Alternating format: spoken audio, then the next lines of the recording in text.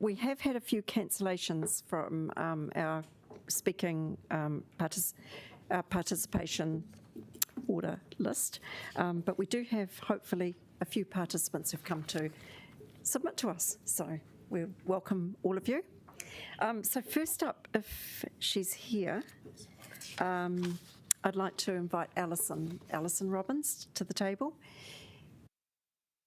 And Alison, you have 5 minutes, and it's up on the screen. I can actually let you know when you've got a minute to go if you wish. Okay, and the microphone, you just push it and it goes on, hopefully with a green light. And we're ready for you whenever you're ready. Tēnā koutou, ko Alison Robbins aho. I've come to talk to you today about how I'd like, when you're analysing policy, to think about minimising and eradicating traffic harms as a significant criteria in the analysing of policy, and also as a goal for policy development.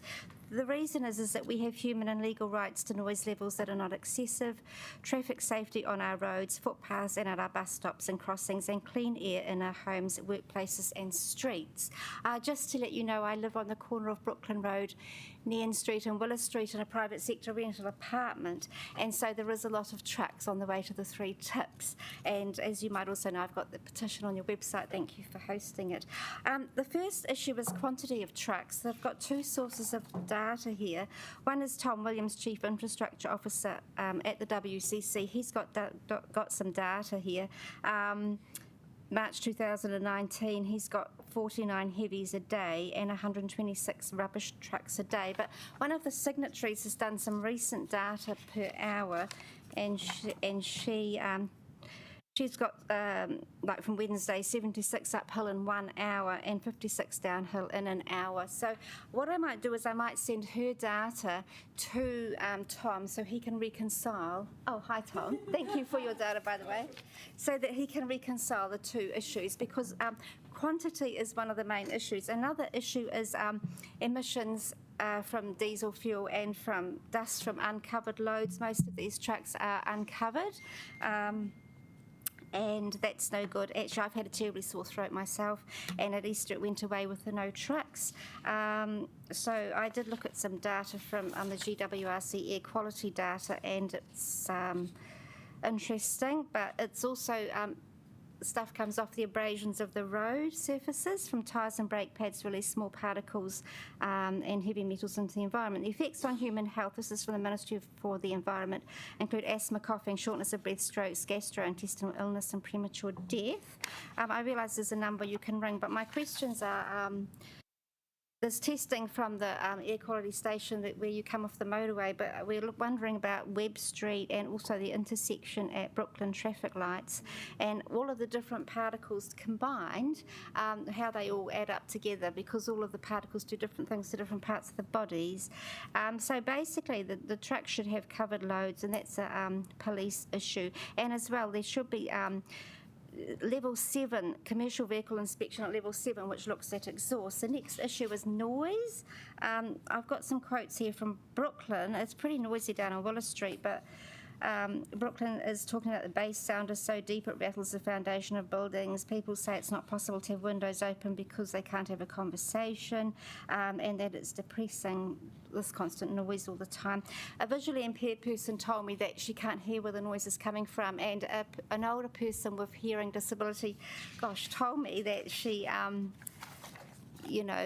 the hearing aid and everything, the truck noise rattling through here. Traffic safety, well, that's a very obvious one, as we've just unfortunately noticed last week. People using footpaths, bus stops, elderly people, school children, etc. Mental health, all this stress, climate change, well, diesel emissions, and flora and fauna, Zealandia and the Owhiro stream. Now, contributing factors and solutions. Contributing factors, leasing out of land by the council to TNT and C&D landfills. Pricing, TNT landfill is very cheap compared to Spicer. It's about 10% the cost. Southern landfill sludge requires solid waste as a mixer, which does have to be transported in bulk bulk form, new builds and earthquake strengthening, revenue raising by WCC, for example, the extension of the southern landfill revenue raising was given a 3 times weighting, and other factors weren't weighted, which was annoying. I went to those meetings, and I think revenue raising has been overemphasised. Uncovered loads, use of diesel fuel. Now, solutions. The solution of putting all this into policy analysis as a criteria. Just to let you know, you've got 40 seconds. Thank you. Whipping through. Policing isn't part of the solution. Will the new bylaw make a difference? Basically, you know, the new bylaw that's coming up in waste minimisation.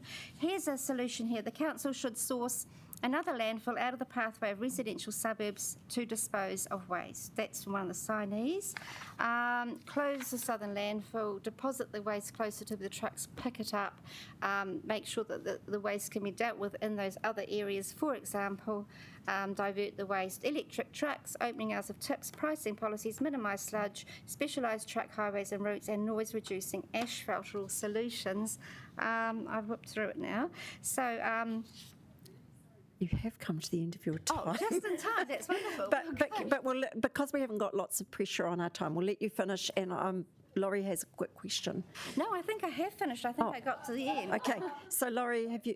well done. Laurie, you have a question. Thank you, Alison. I wish we could write a song about everything you've just said. Awesome. And thank you for noticing and doing the work on the background. I've got 2 questions for you. Are you going to submit in the LTP because we have a solution for sludge? I beg your pardon?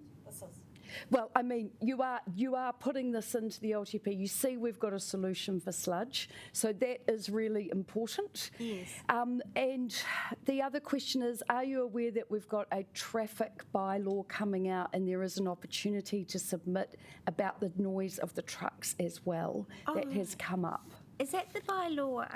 Is that this bylaw? The solid parking- waste? Oh, the parking one. Yeah, there's a new one just come out, the parking and traffic bylaw. Oh, good. I'll have a look at that then. Thanks. Keep your eyes on our website. Lovely. Okay, and I did submit Thank on you. the sludge minimisation. Great. Thank you. Thank you very Lovely. much, Thank you very Alison. much. Thank you. Thanks. Okay, thank you for that. Next up is James. Welcome, James.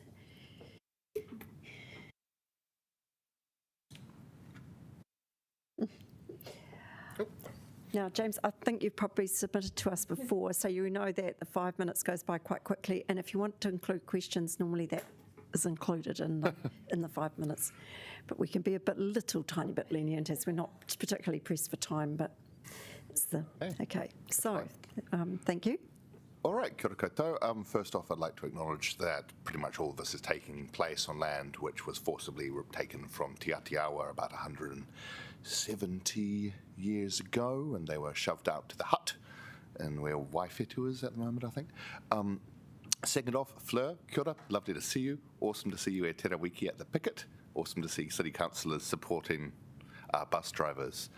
Third, awesome to see the city council plan being way easier to understand, at least the online consultation thing, than the Greater Wellington Regional Council's one.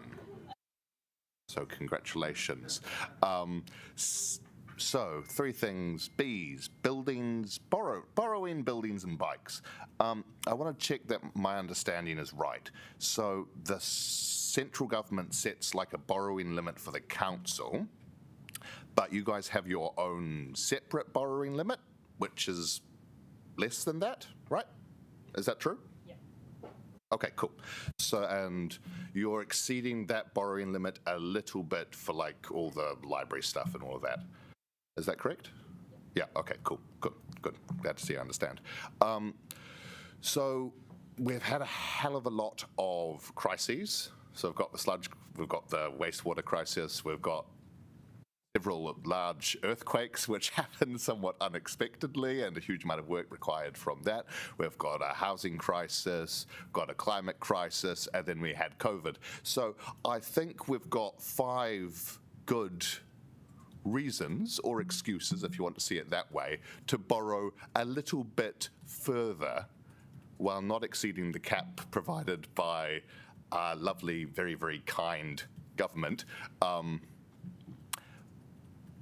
which would allow the council to do a lot of those things which need to happen. And it's great to see the LTP addressing all the things which do need to happen.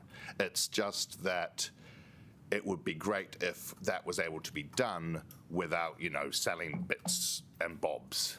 So, like, my understanding, and please correct me if I'm wrong, is that the council, now, I couldn't find this, but I had heard about it, that there was some plan of the council to sell some council housing to pay for redevelopments of other council housing. Is that correct? Right, so we're in the middle of a housing crisis. Selling council housing is not a good idea. What is a much better idea is either borrowing a little bit more or telling our bloody central government, which has borrowed tens of billions of dollars last year, that the city council needs a bit more financing to deal with some of the essential infrastructure for the city, which is the capital city and essential for the running of the state. Okay.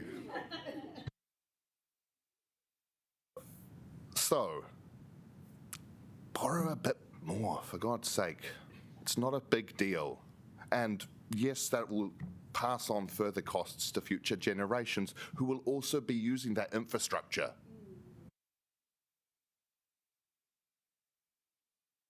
Then, third off, bikes, same sort of deal. So, like, yeah, I get that, what was proposed earlier on the year was hundreds of millions of dollars. Borrow a little bit more and go halfway or something. It's not a big deal. So, 1 minute. Should I provide question time or should I continue to waffle? Completely up to you. Okay, yeah, I think I am very clear. But yeah, for God's sakes, just increase borrowing a little bit. We've got 5 major crises. Okay, so we do have a question. I think Councillor Rush had his hand up. Yeah, I mean, I was going to challenge you about the confiscations, but just on the bikes, though, well, there's no land confiscated. My tribunal might disagree with you. Well, the cultural training that I'm getting tells me otherwise. But anyway, just on bikes, though, one of the issues we have is that actually having the human resources to actually spend as much as that high budget is. So, have you got any solutions to how we might fix that? I have some more contractors. I think it's just a question of capacity in the area. Oh, you mean so there aren't the contractors available? Okay, right, well, okay. Are there any other questions? Okay, so there has been an attempt to find other contractors to increase that, or? As far as I'm aware, that the council is constrained in a lot of the sort of what they call the shovel-ready sort of stuff in the water space, the civil engineering and so forth. So actually, Councillor, I appreciate your intent, but we're meant to be listening and they're us. Yeah, anyway, thank you very much, James. It was very interesting, and I think you've given us something to think about, and certainly you've made your main point clear. Okay. So thank you. Right, so we now, Erica. Have we got Erica? Thank you, Erica. Kia ora koutou. My name's Erica. Today I want to talk to you about why I think you should support option 4 for the accelerated full program of cycleways. So I've lived in the city for 12 years and I started cycling regularly about 18 months ago when I got an e-bike. Amazing, I'll bike wind, rain, anytime, hills are not an object. I bike almost anywhere, and I do. And I also have a lot of friends who would join me, but they won't do it until you guys make the cycleways safe. They want to put a little trolley on the back with their child. You guys are basically taking away their option from them and forcing them to drive a car. Now, for decades, we have been trying to increase capacity on the roads for cars to solve congestion. And I understand we continue to try and do that. Now, the definition of insanity is doing the same thing over and over again, hoping for a different result. What you need to do is provide the citizens of the city real options to get around and there are just e-bikes everywhere now. So that's the one point I want to make. And I also want to say is that if we had actually started building the Newtown Berrimport connections in 2018, when we were last consulted on, you guys would be cutting red ribbons right now. You would be so loved. And so I just want to say we are so behind. We cannot keep pushing out cycleways for years and years and years and building one nice shiny one every 3 years. That's just not quick enough. I also want to go back to talk about my experience on the road and safety. So I bike from Berrimport into the city centre most days. The other day I was, in my little green box at the front of an intersection on Ridderford Street, and I zoomed off as I got my green light. There's parked cars along the left-hand side of me, and a double-decker bus thought, oh, the lane is just a little bit wide enough that I'm not going to overtake. I'm just going to sneak past this cyclist. I literally had probably about this much space. Now, my instinct is to slow down, you want to slow down, you feel like that will be safer. But I knew that if I slowed down, I'd wobble, potentially knocking into the parked car on my left, and then, and I'm quite terrified of double-deckers now, but you're forcing us to share this lane with them. And because there are so many people cycling nowadays, and if you're in a car, you might not notice them because we're quick. We just, we get out, we're gone. They're actually, several times I've been biking along there, and sometimes if I'm on the bus, there are so many cyclists on that road that it's actually not a bus lane anymore. There's no point in the bus being in the lane because by the time they've gone around one cyclist, there's another one right there, so they just use the car lane, basically. So you're starting to impact the effectiveness of the busways as well. And obviously recently as well, I had my first interaction with a car door. Luckily, I was just starting my ride, so I was going slow enough that we came off. I was a few bruises, but that was it. But it just reminded me of how vulnerable I am. The woman just, she wasn't thinking. There are also people on the roads who actively hate us cycleways, and every time you consult on another cycleway separately, rather than as a network, you inflame this hatred. The other day, me and my sister were going for a leisurely ride around the Miramar Peninsula. It's just two of us, heaps of road space, hardly any cars because it wasn't a very nice day, and a man in his white big car, again, very, very close, and there's a cliff basically on the side. And, he actually stopped just ahead of us. And so we said to him, mate, why can't, you could have just overtaken us. There was actually no need to do that.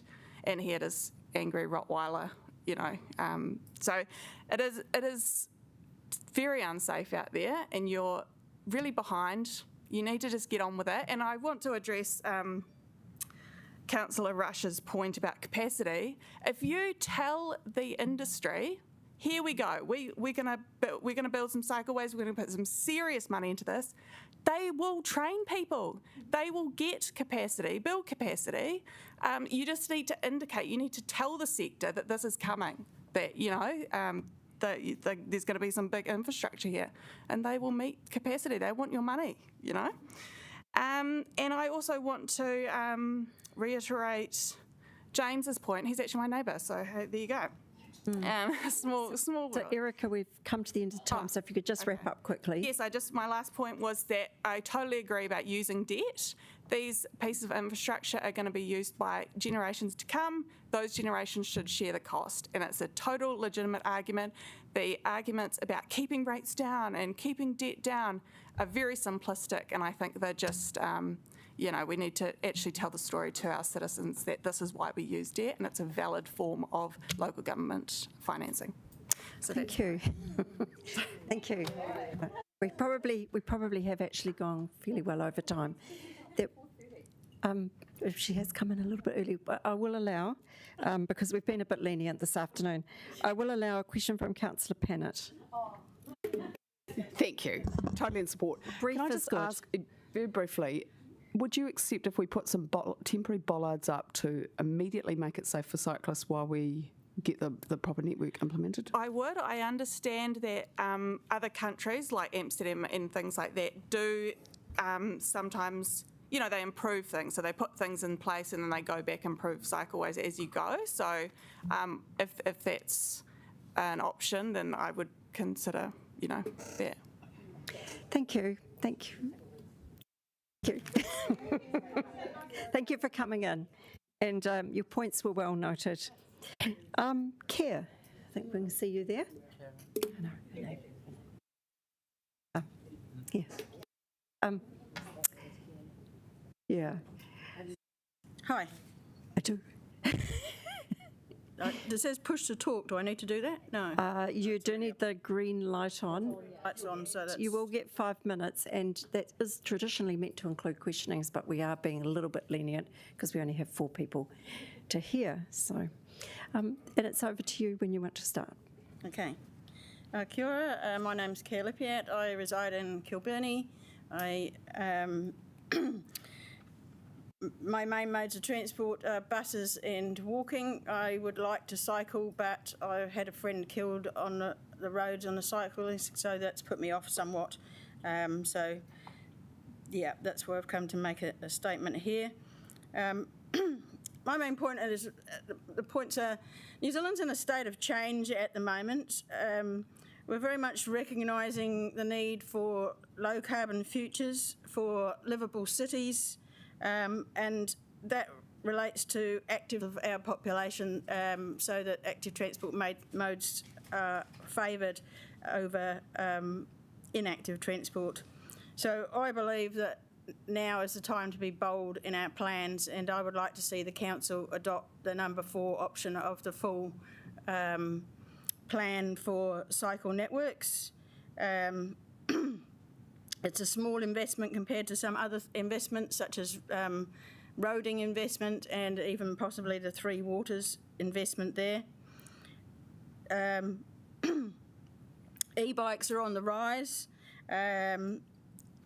It will relieve conflict between bikes and buses and between bikes and walkers. I canvassed a couple of people at work this morning just to get a bit of a flavour. One guy turned up in his full cycling regalia, and his comments were along the lines of, well, 50% of those out on the road now are using e-bikes, and it will only just get more and more. And that New Zealand is 20 years behind the rest of the world in the adoption of cycleways and provision for active transport, which I personally agree with. And my story from this morning is probably similar to the last person's. In fact, I was on a number 36 bus from Kilbirnie, and we were following a cyclist along Moxham Avenue, and the bus overtook the cyclist quite close. And I believe that is due to the conflict between the modes of transport there. And I don't think this is quite the forum to dictate how these things should actually be implemented, but it did make me think along the lines of either we need to have cycle routes where we've cleared other roads for the cycles and we've well signposted and advertised it, or we need to clear that road of some of the parked cars at the side so that there is room for the bus and the bike, because we really need to look to the future. And what I've also been looking at quite a lot recently is how much space there is in the housing where there are parked cars along the road. And I know we're going to denser housing, but at the moment I believe that a lot of people aren't using the space that actually is available there to park their cars off the road. So I'd like to see a lot more of that. But I guess I've probably digressed a little bit. Although, no, that's probably that's the sum of my submission, really. I think we should go for the bigger option. And I also, actually, the only other thing I was going to say was also backing up the previous speaker, was that I also believe that if we're in a long-term plan, once you make it known that that's what the council wants to do, then there will be a response from contractors wanting to do some of those things. So thank you for letting me have a say. Do we have questions? I think Councillor Sparrow actually had his hand up for the last speaker. Do you want to? Not quite so relevant. Okay, so we have Councillor O'Neill. Kia ora, Karen. It's lovely to see you here today. One of the other parts of our budget that was removed last minute is footpath renewals and making sure that our footpaths are safer. And you being a walker and somebody who takes public transport, could you just talk a little bit about our infrastructure in Kilburnie and Haitaitai and maybe how that impacts getting around?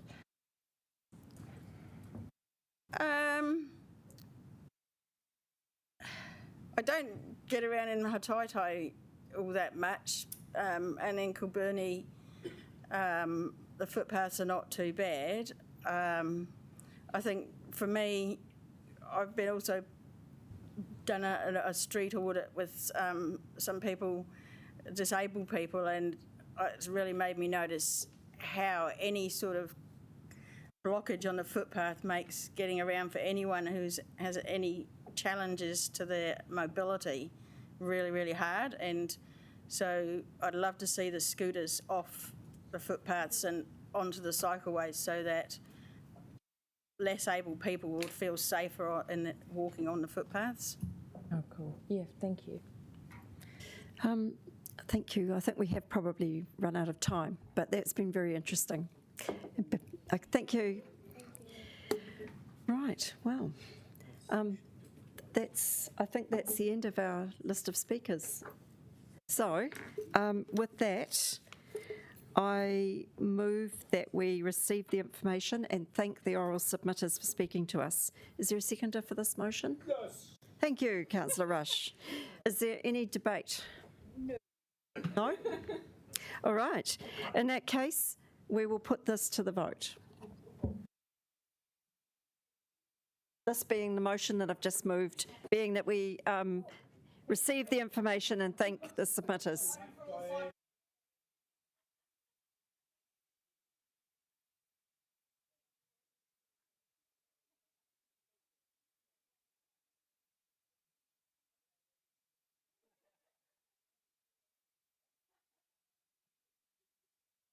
We're still waiting on Sean, Councillor Rush. Okay, that's it for him. And I declare that carried, and we will now close the meeting, and we'll say the karakia to close the meeting.